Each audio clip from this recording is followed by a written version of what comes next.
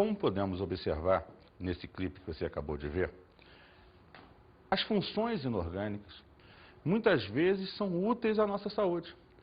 A maioria das pessoas hoje vive o grande problema da acidez, problemas estomacais em geral, úlceras, gastrites, e os principais remédios que ajudam a combater e muitas das vezes a curar essa acidez estomacal são bases formuladas na forma de remédios, vendidos normalmente em farmácias e que se usa continuamente, como Gelusil-Lac, Pepsamar, Colantil e vários outros remédios à base de hidróxido de magnésio, hidróxido de alumínio e outros hidróxidos gerais. Por isso, hoje, vamos estudar a função hidróxido. A função hidróxido pode também ser chamada de bases, hidróxidos ou álcalis. Basicamente porque ela tem na sua estrutura o íon hidroxila, o íon OH-, que é o caracterizador da base. Diz-se então que base, hidróxido ou álcalis é toda a substância que em meio aquoso libera íons hidroxila, como vemos nos exemplos. Vejam só, NaOH em meio aquoso libera o íon sódio e o íon hidroxila. CaOH2 em meio aquoso libera o íon cálcio e 2 íons hidroxilas, mesma quantidade que está aqui. AlOH3 em meio aquoso libera o íon alumínio e 3 íons hidroxilas. É interessante você observar que toda base produz o íon hidroxila. Esse é o seu caracterizador. Mas não deixe de ter atenção ao cátion produzido. O alumínio ali, o cálcio, o sódio, porque são esses cátions que mais à frente, num outro encontro nosso, vamos falar dos sais. E eles são base estrutural na formação desses sais. Vamos ver agora a classificação das bases. Como toda classificação, existem vários critérios que podemos determinar para criterizar essas bases. O primeiro deles que vamos trabalhar é quanto ao número de hidroxilas. Monobase libera uma hidroxila. Exemplo, NaOH, KOH, CuOH. Em todos esses casos, apenas uma hidroxila na estrutura da molécula. Dibase libera 2 hidroxilas. Exemplo, CaOH2, MgOH2, ZnOH2. Em todas estas, você tem 2 íons hidroxila na estrutura. Tribases libera 3 hidroxilas. Exemplo, AlOH3, FeOH3. Repare que em ambos temos o índice 3 na hidroxila, caracterizando as 3 hidroxilas. Tetrabase libera 4 íons hidroxila. Exemplo, SnOH4, PbOH4. Em ambos os casos, novamente, um índice 4, caracterizando a liberação de 4 íons hidroxilas. Perceba uma coisa. No caso das bases, você não tem nenhum caso de exceção. Então, o númerozinho que aparece ao lado da hidroxila é basicamente o número de hidroxilas que vai ser liberado sempre que essa substância estiver em água. Então, no meio aquoso, é o número de hidroxilas que essa base liberará no processo. Vamos ver o segundo critério de classificação de bases. Quanto à solubilidade. Quando falamos sobre solubilidade, temos que ter em mente que é a capacidade de uma substância se dissolver em outras. Então, a solubilidade vai medir o quanto se solubiliza. Só que no nosso caso, vamos trabalhar com soluções aquosas. Então, a nossa capacidade de dissolução tem que ser em água. Então, a gente vai medir se a base se dissolve ou não em água. Cuidado, muitas vezes uma base dissolve muito poucas moléculas. Ela é pouquíssimo solúvel. E a gente hoje caracteriza como insolúvel. Isso pode vir a acontecer em alguns casos. Mas nós temos, então, 2 grandes grupos no processo. O das bases solúveis e o das bases insolúveis. Vamos primeiro caracterizar as bases solúveis. Bases solúveis são substâncias capazes de se dissolver em grande quantidade em água. Seriam substâncias de fácil ionização e, com isso, fácil solubilidade. Hoje caracterizamos como bases solúveis as bases formadas por elementos do grupo 1A, metais alcalinos, do grupo 2A, metais alcalinos terrosos, e as bases do íon amônio, o NH4 mais 1, como vemos nos exemplos a seguir. NaOH, metal alcalino, Na, CaOH2, metal alcalino terroso, o cálcio, e o NH4OH, a base do íon amônio, que é o NH4 mais 1. Temos também as chamadas bases insolúveis, que seriam, por nós dito, que seriam todas as outras bases, já que essas que foram definidas como solúveis se caracterizam dessa forma, as insolúveis seriam aquelas que não se dissolvem em água, e, portanto, todas as demais. Por exemplo, o ZnOH2, o AgOH, o FeOH3. Os três cátions são metais, porém, de nenhum dos grupos citados anteriormente. Vamos agora, então, ao próximo critério de classificação, quanto à força. É evidente, se você vai falar quanto à força, você pode observar que, como qualquer substância, ela pode ser forte ou fraca. Mas eu preciso te dar uma deixa nessa jogada. Lembrar você que a força da base está associada ao grau de ionização da substância, como já foi visto lá em ácido. Aquele alfa. O alfa mede o quê? O número de moléculas ionizadas sobre o número de moléculas total. Você então vai perceber que o alfa determina o quão ionizada é a base ou não. E lembra, quanto mais ionizada é uma substância, mais forte ela vai ser.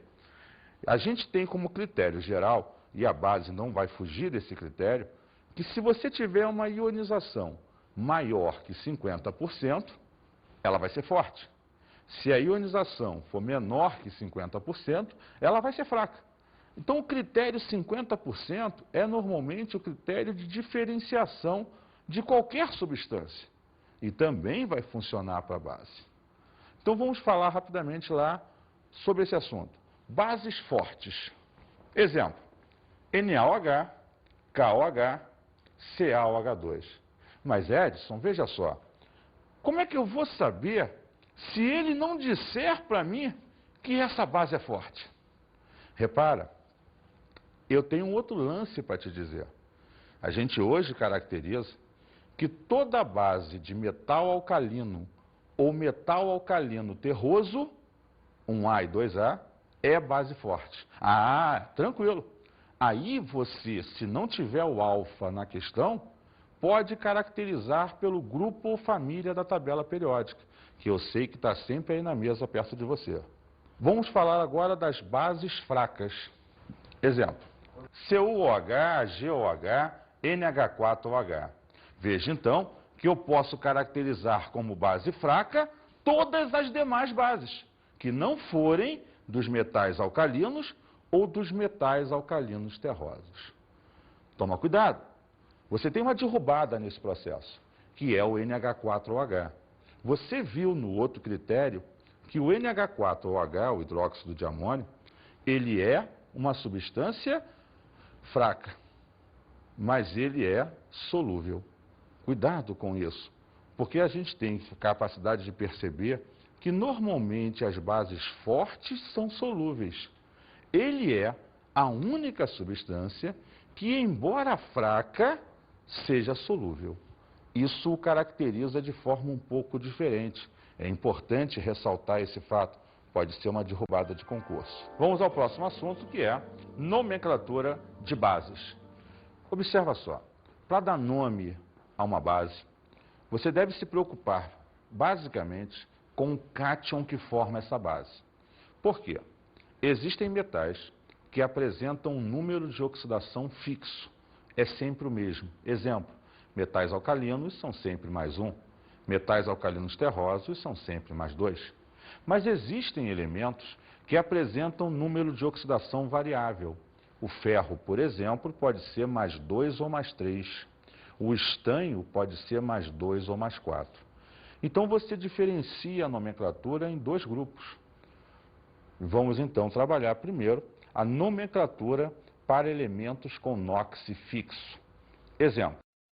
Para estes elementos, você usará a palavra hidróxido, mais a preposição de, mais o nome do elemento formador da base. Por exemplo, NaOH, hidróxido de sódio. AlOH3, hidróxido de alumínio. ZnOH2, hidróxido de zinco. Observou, então? Se o elemento tem número de oxidação fixo, basta usar a palavra hidróxido, a preposição de e o nome do elemento, não importa quem ele seja. Tá? A outra forma de dar nome é quando esse elemento varia de NOx. Vamos nós. Para elementos com variação do NOx, devemos usar hidróxido mais o nome do elemento, como ele varia de NOx. Oso, se ele for o menor NOx, ico, se ele for o maior NOx, como nós fizemos lá nos ácidos. Eles também usavam a ideia do oso e do ico. Lembra dos oxiácidos? Vá ver aquela aula. Vamos ver alguns exemplos.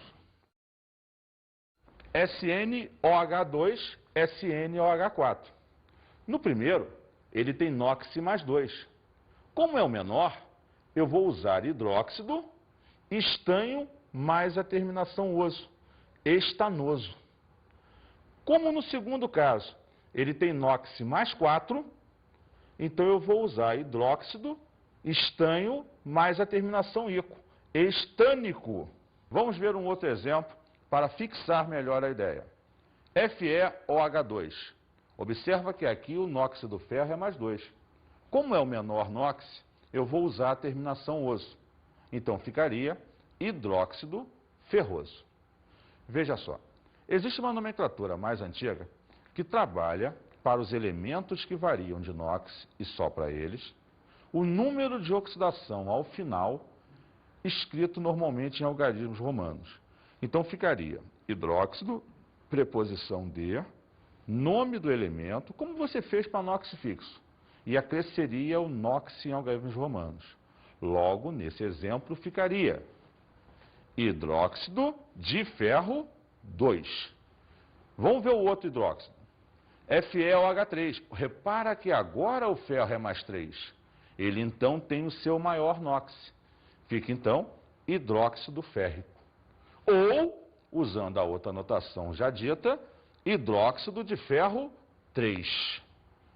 Entenderam? A gente, então, pode, nas bases, utilizar duas formas para os elementos que variam de NOx. A terminação oso e ico, mais atual, mais utilizada, ou usar o NOx em algarismos romanos.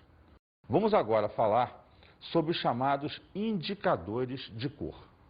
Lembrando a você que o indicador, ele é uma substância que, independendo do meio em que se encontre, ela vai apresentar uma cor A ou uma cor B. Se ela estiver no meio ácido, ela vai gerar uma determinada cor. Se ela estiver no meio básico, ela vai gerar uma outra cor. É comum se falar que no meio neutro, o meio neutro para a gente é a cor original do indicador. É como ele vai se apresentar no processo. Vamos ver agora alguns casos e exemplos de indicadores de cor. Vem comigo. Fenolftaleína, meio neutro, incolor, porque ela é uma solução incolor. Se ela for colocada em alguma coisa ácida, ela vai permanecer incolor. Se ela for colocada em algo básico, ela passa ao vermelho, levemente roseado. Vamos ver um outro. Metil oranje. Em seu meio neutro, quer dizer, ele se encontra assim numa forma de solução, ele é amarelo-laranja. Se colocado em meio ácido, ele adquire a cor vermelha. Se colocado em meio básico, ele permanece amarelo-laranja. Vamos ver um outro. Papel de tornassol. Esse é interessante para soluções coloridas. Por quê? porque necessariamente ele vem impregnado numa tira de papel. E se a solução é colorida, você não vai perceber a mudança de cor. Mas ao colocá-lo na solução e tirá-lo, você vai perceber na fita de papel a cor. É ali que você tem que olhar. Veja só, se colocado em meio ácido, ele passa a vermelho. Se colocado em meio básico, ele passa a azul.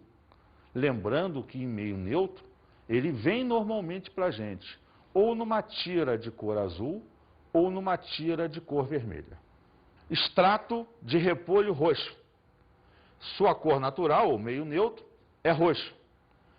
Se colocado em meio ácido, adquire a coloração vermelha. Se colocado em meio básico, adquire a coloração verde.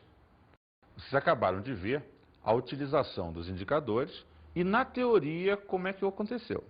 Agora eu vou tentar te mostrar alguns exemplos de indicadores de cor no uso prático do processo e observando, inclusive, a virada de cor desse indicador. Vamos olhar primeiro, citado inclusive nos exemplos, a fenolftaleína. Eu tenho aqui 2 recipientes com água, onde eu vou botar um pouquinho de ácido clorídrico nesse primeiro, e vamos ter uma solução então ácida.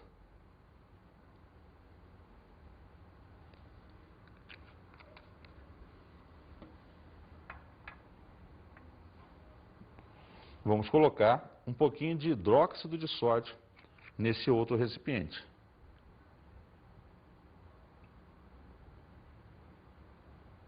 E com isso, vamos ter uma solução básica. Fenolftaleína é uma solução incolor. Necessariamente ela não apresenta cor.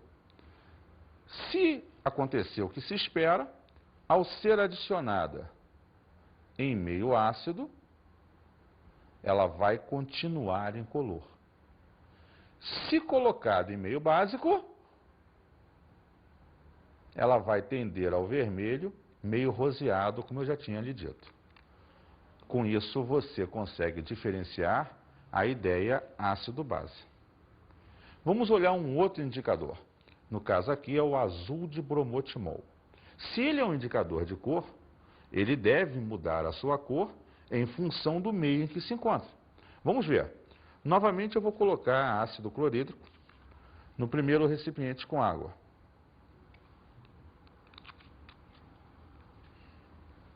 E vou colocar hidróxido de sódio no segundo recipiente. Com isso temos uma solução ácida e uma solução básica. Agora vamos adicionar um indicador de cor. Na solução ácida,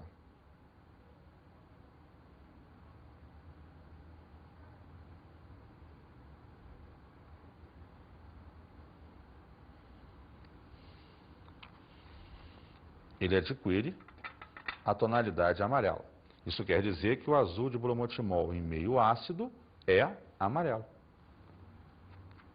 Vamos ver na solução básica.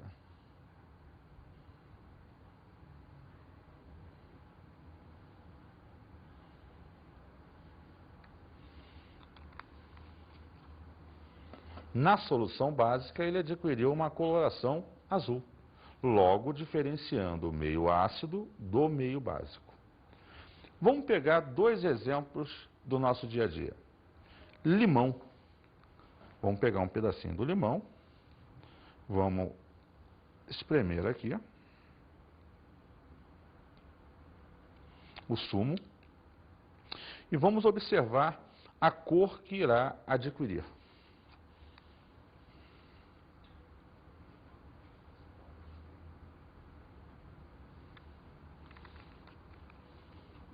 Utilizei o azul de bromotimol. Logo, adquiriu uma coloração amarela, caracterizando a solução ácida. Vamos olhar aqui. Peguei um ovo, quebrei previamente, e peguei um pouco da clara desse ovo. Agora eu vou pegar e colocar lá o azul de bromotimol para verificar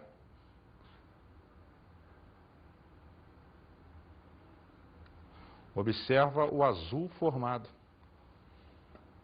o que caracteriza a solução básica que representa a clara de ovo. Significa dizer que a clara de ovo é uma substância, uma solução básica, o sumo do limão é uma solução ácida. E assim você caracteriza a diferença, na maioria das substâncias, em ser ácida ou ser básica. Os ácidos, em geral, apresentam sabor azedo característico, conduzem corrente elétrica em meio aquoso, atuam como eletrólitos devido à existência de íons na solução. Já os compostos covalentes que formam os ácidos, quando puros, por serem moleculares, não conduzem corrente elétrica. As bases apresentam sabor adstringente e cáustico, semelhante ao de banana ou caqui verdes. As bases de metais alcalinos conduzem corrente elétrica na fase líquida, fundidas ou em solução aquosa. As bases de metais alcalino-terrosos conduzem pouco a corrente elétrica. Observaram no texto? Ele faz uma comparação rápida das características gerais de ácidos e bases, substâncias as quais acabamos de distingui-las por meio de indicadores, para que você perceba que em soluções aquosas, normalmente elas geram cis-íons, lá no início falamos sobre isso, e conduzam com isso corrente elétrica. Vamos agora fazer alguns exercícios. Primeiro, indique a alternativa onde todas as bases são praticamente insolúveis em água. Letra A, FeOH2 e LiOH. Letra B, AlOH3 e FeOH2. Letra C, MgOH2, NaOH e AlOH3. Letra D, KOH, AlOH3, FeOH2 e LiOH. Letra E, FeOH2, AgOH e NH4OH. Vamos então frisar aquela questão do enunciado. Ele quer bases que sejam insolúveis. Lembrando na classificação, a base é solúvel se ela for de metal alcalino, alcalino terroso e do NH4 mais 1. Basta procurar nas opções onde você encontrará bases de outros elementos. Vamos olhar as opções. Letra A. O ferro é insolúvel. O lítio é metal alcalino, então é solúvel. Essa não serve. Letra B. O alumínio é insolúvel. E o ferro é insolúvel. Essa, então, é a nossa opção de resposta, pois os dois elementos encontrados ali não pertencem à família 1A, 2A ou ao grupo NH4 mais 1. Sendo, então, a resposta a letra B de bola. Vamos ao segundo exercício. A equação que representa corretamente a dissociação iônica de uma substância de fórmula MOHX é: letra A, MOHX dando MX mais OH menos. Letra B, MOHX dando MX mais XOH menos. Letra C, MOHX dando XM mais XOH menos. Letra D, MOHX dando XMX mais OH menos. E letra E, MOHX dando M mais XOH menos. Bom, num processo de dissociação, aquele númerozinho que ali está representado por X vai determinar sempre o número de hidroxilas que a base libera. E esse mesmo X é sempre a carga do metal formador do cátion da estrutura. Sendo assim, vamos observar o próximo quadro. Como dito, MOHX representa uma base no qual MX é o responsável pela quantidade de hidroxilas. Logo, MOHX terá que dar MX+, mais XOH-. Sendo então a resposta, letra B. MOHX dando MX+, mais XOH-. Viram como é tranquilo chegar a uma resposta no caso da dissociação? Vamos ver um outro exercício bem interessante do processo. Um médico atendeu a um paciente com dores abdominais originadas de uma patologia denominada úlcera péptica duodenal. Para tratamento desse paciente, o médico prescreveu um medicamento que contém um hidróxido metálico classificado como base fraca. Este metal pertence, de acordo com a tabela de classificação periódica, ao seguinte grupo. É importante nesse exercício você perceber que os grupos da tabela são determinados ou por números e letras, 1A, 2A, 3A, ou por números sequenciais contados da esquerda para a direita. Esse é um dado subentendido que com a tabela que está na sua mesa você já percebeu. Outra coisa importante, falamos que bases fortes pertencem ao grupo 1A e 2A. E o enunciado fala em base fraca. Então temos que pegar alguém que seja de um grupo que apresente base fraca. Próximo item do jogo. Lembra que para ser base, esse cara ligado ao grupo OH tem que ser um metal. Então vamos olhar as opções que temos. Letra A, 1. Letra B, 13. Letra C, 16. Letra D, 17. Letra E, 8. Eu te coloquei no início da questão o quê? Tinha que ser base fraca e metal para formar base. Características do enunciado. Então só pode servir como resposta a letra B de bola. Porque o grupo 13 é o grupo 3A, que caracteriza um elemento típico de antiácido, o alumínio, que é fórmula do Gelusil-Lac e do Milantaprus, que são remédios utilizados normalmente nesse tipo de atuação. Vide o clipe de iniciação que nós tivemos, que já te mostrou essa ideia. Esse exercício é muito bom, caiu em vestibular recentemente, então é importante você também ter essa ideia do ácido base, que base neutraliza ou diminui a ação do ácido, e o ácido neutraliza ou diminui a ação da base, assim por diante.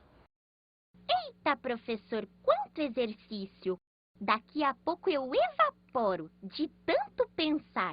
Gotinha, essa é a forma de chegar à perfeição. Quanto mais se treina, quanto mais se trabalha exercícios, mais se fixa a ideia das questões e da matéria que foi trabalhada. Vamos agora, então, Gotinha, fazer as nossas dicas de estudo.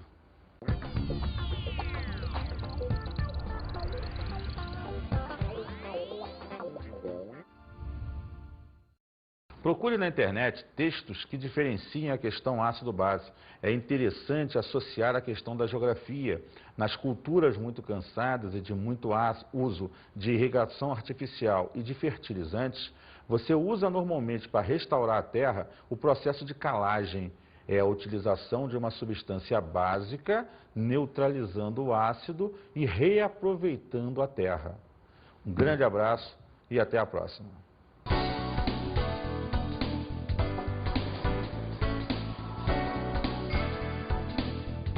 Na aula de hoje estudamos a função hidróxido. Vimos bases, hidróxidos ou álcalis. Lembre sempre que bases, hidróxidos ou álcalis são substâncias que em meio aquoso liberam íon hidroxilo, segundo a teoria de Arrhenius. Analisamos a classificação das bases. É importante perceber que existem critérios diferentes de classificação, quanto à força, quanto à solubilidade e quanto à natureza dos íons. E também a nomenclatura de bases, que pode ser feita de duas maneiras. Se o NOx do elemento é fixo, hidróxido mais D mais o nome do elemento. Se o NOx do elemento é variável, use hidróxido, nome do elemento, mais oso ou ico, dependendo desse NOx.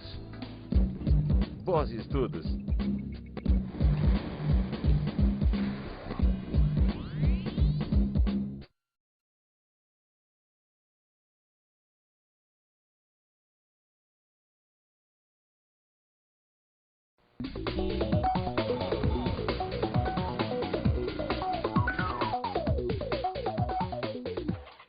Caro colega, é importante, quando se fala de bases, acentuar para ele a ideia da liberação dos íons hidroxila e trabalhar bem a questão da nomenclatura. São dois pontos fundamentais do processo. E se for com tempo suficiente, introduza mais fortemente a ideia da diferenciação ácido-base, pois ela é sempre importante no processo. E incremente o uso dos indicadores de cor. Eles podem ser um realce a mais para a sua aula, dar uma beleza diferente a essa aula. Um grande abraço e até o nosso próximo encontro.